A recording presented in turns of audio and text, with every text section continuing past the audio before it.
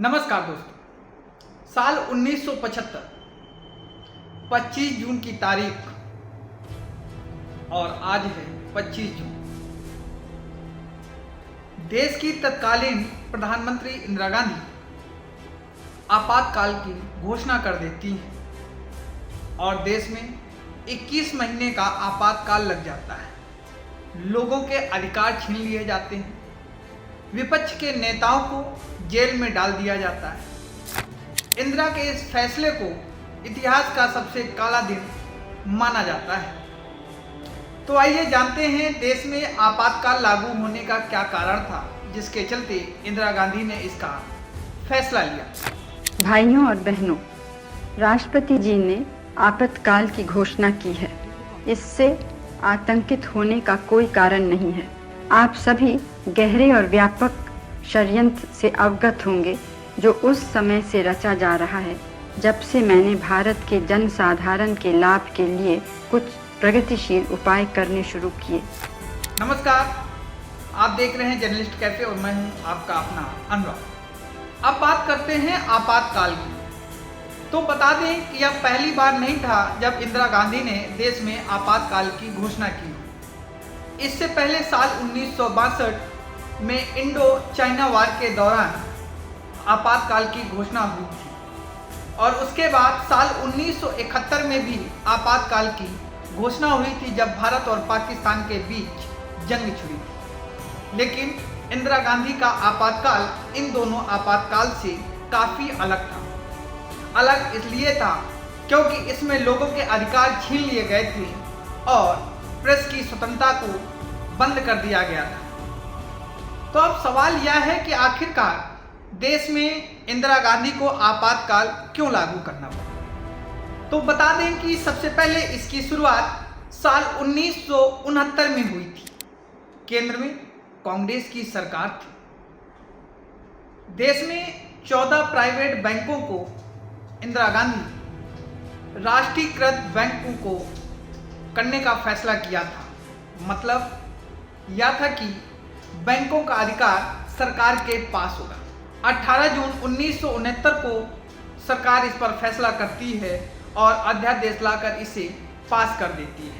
इन सब के पीछे इंदिरा का मकसद था कि बैंकों का प्राइवेटाइजेशन से राष्ट्रीयकृत होने का मकसद यह था कि यह बैंकें देश के कोने कोने में जाएंगी, जिससे देश के गरीब और मजलूमों को इसका अधिकार मिलेगा और वह इन बैंकों के जरिए अपने आप को सफल कर सकेंगे। तो बता दें कि इंदिरा गांधी का आपातकाल लागू करने का कोई यह एक मुख्य उद्देश्य नहीं था। इसके पीछे इंदिरा गांधी के 4 मुख्य और कारण थे। सबसे बड़ा कारण था 1971 के दौरान हुए लोकसभा चुनाव के बाद 1975 में आया इलाहाबाद हाई कोर्ट का फैसला। उस फैसले में इंदिरा गांधी और समाजवादी पार्टी के नेता जयनारायण रायबरेली से चुनाव लड़े। इस चुनाव में इंदिरा गांधी ने सरकारी मशीनरी का दुरुपयोग करते हुए राजनारायण को रायबरेली से चुनाव हरा दिया। लेकिन राजनारायण शांत कहाँ बैठने वाले थे। उन्होंने प्रमाण जुटाए, हाई कोर्ट में याचिका दाखिल की और प्रमाण जमा किए। उसके पश्चात इंदिरा गांधी को 2 आरोपों में दोषी पाया गया, जिसके बाद उन्हें लोकसभा से 6 साल के लिए निष्कासित कर दिया गया। वहीं सबसे बड़ा दूसरा कारण था जयप्रकाश नारायण का पटना के गांधी मैदान का आंदोलन। जयप्रकाश नारायण ने इंदिरा गांधी का इस्तीफा मांगते हुए पूरे देश में जन आंदोलन शुरू किया और उन्होंने इंदिरा गांधी के इस्तीफे की मांग की। इसके लिए पटना के गांधी मैदान में लाखों की संख्या में छात्रों का प्रदर्शन हुआ, जिसके बाद देश में कांग्रेस के प्रति आक्रोश बढ़ गया। इसके बाद बात आती है सत्ता पर नियंत्रण बनाए रखने का प्रयास। कहा जा रहा है कि इंदिरा गांधी सत्ता में अपना नियंत्रण बनाए रखने के लिए इसे लागू करना चाह रही थी। इस आपातकाल के जरिए इंदिरा गांधी ने सत्ता हथियाने के साथ साथ विपक्ष को कुचलने का भी प्रयास किया। लेकिन बता दें कि इन कारणों के अलावा कुछ और भी कारण थे जिसके चलते इंदिरा गांधी ने आपातकाल लागू किया। बता दें कि इंदिरा के आपातकाल लागू करने के और भी कुछ कारण थे, जैसे 1971 के भारत और पाकिस्तान के बीच का युद्ध, जो अपनी सत्ता के बाद स्थिर भारत की बहुत ही आर्थिक गिर चुकी थी,